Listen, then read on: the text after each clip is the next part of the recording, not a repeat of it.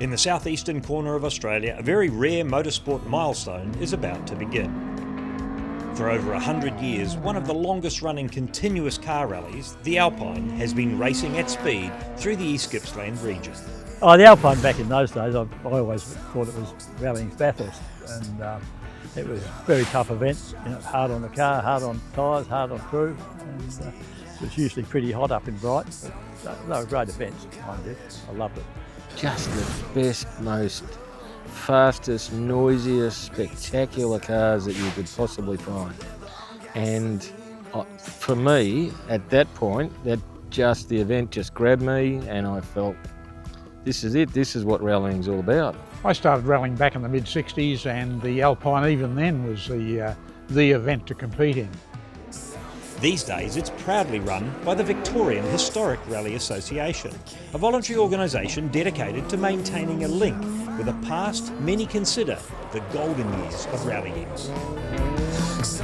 Jeff Beaumont never won an Alpine rally, but came second as a co-driver twice. The most challenging event. We ran in 1968 in a HR Holden, one of the ex-factory cars.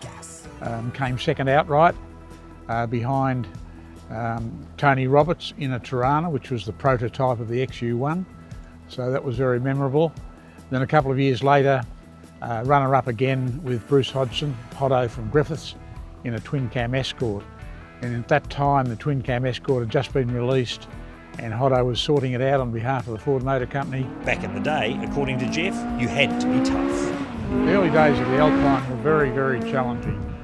The total competitive distance was about 1,000 kilometres over a weekend, whereas these days it's about 300. So are the boys softies these days?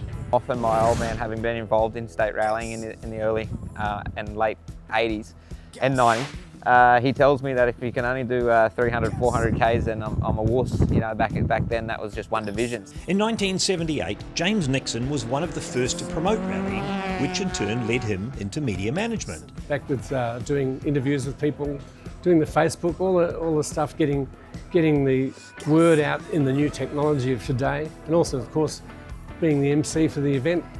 After a 30-year distraction flying big jets internationally, James returned down under, but it seemed nothing had changed.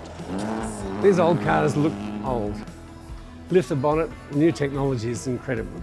They are really wolves in sheep's clothing, and you've got to see it to believe it.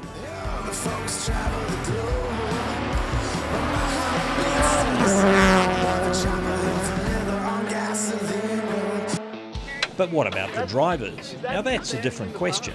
We've got young guys and girls in old cars, and old guys and girls in old cars. Former Aussie rally champion David Officer, aka Dinter, and his wife Kate were setting the pace driving the Mitsubishi Galant Colt back in the mid-80s.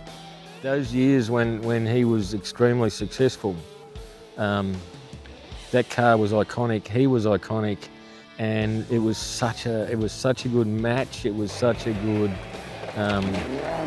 combination and pairing that it's really nice to see the flow through the continuation of that right to the current day. We're in it for the fun these days. I have no illusions about how quick we'll be, but just as long as we have fun and we have a good clean run, I hope we get a reasonable result. These days, the guys really trying it on might be decades younger, have the same passion and old cars. Nathan Quinn, right up there, having bagged the last two Alpines. Well, secretly people don't know that these roads are absolutely perfect for Mazda RX-2. However, the beauty of the event is there's so few events where you can go off and do X amount of kilometres and never see that same corner again. That for me is the biggest thrill. There's not so much pressure in event lead up apart from car preparation. You can literally turn up to the event like we have, got in late last night, and we've basically spent the day with the guys just doing nothing, not thinking too much about the stages to come. We'll worry about that when they're in front of us.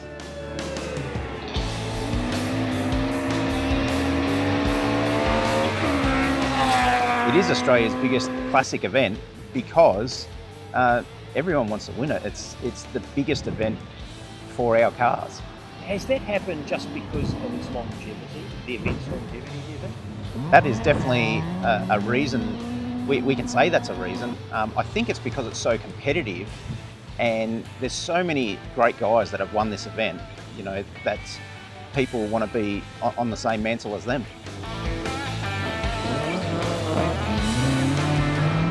It's been an event for Aussies, but Kiwis have drifted back and forth across the ditch for several years. Amongst them, 2 former winners of a sister event which has as much mana or prestige as the Alpine, the Otago Classic Rally. I just love the fact it's all 2-wheel drive cars, and just the atmosphere. It's like Otago Classic, just a really good atmosphere, you know, with all your cars. What's special for us is actually competing in a different country. You know, we love it when the Australians come over to New Zealand to compete in their events, and it's nice to return the favour and come and compete in some of their events. So that's what's pretty cool about it. It's a feather in the cap for our club, and again, I'm very proud to be president of that club in doing that. I pick events nowadays that have got that long distance, and the roads around Lakes Entrance are unreal. The community embraces it. You get as many spectators here as you would back at a home rally if it was a WRC, you know. So there's a bit of enjoyment with that. And the other thing is with a classic rally car, you get better value for money because you're not going as fast.